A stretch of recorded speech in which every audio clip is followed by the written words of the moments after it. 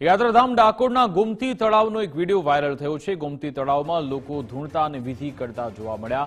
ધર્મની આડમાં અંધશ્રદ્ધા ફેલાવતા હોવાની ચર્ચા થઈ રહી છે। યાત્રાધામમાં આવી અંધશ્રદ્ધા કેટલી યોગ્ય તેને લઈ લોકોમાં ચર્ચા। પવિત્ર ગોમતી તળાવ સાથે હજારો ભક્તોની શ્રદ્ધા સંકળાયેલી છે।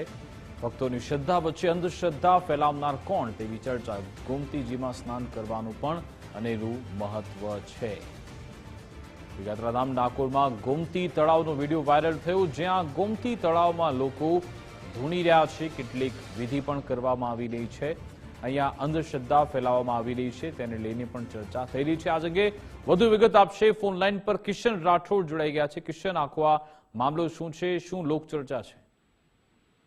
જી, વાત કરવામાં આવે તો સુપ્રસિદ્ધ યાત્રાધામ ડાકોરમાં ગોમતી તળાવમાં ધૂણતા અને વિધિ કરતા હોય તો એક વિડીયો સોશિયલ મીડિયામાં વાયરલ થયો હતો। આ વિડીયો ક્યારનો છે તે બાબતે હજુ તપાસ ચાલી રહી છે। ગોમતી ઘાટમાં અંધશ્રદ્ધાનો એક આ વિડીયોને લઈને લોકોમાં એક ચર્ચાનો વિષય બન્યો હતો।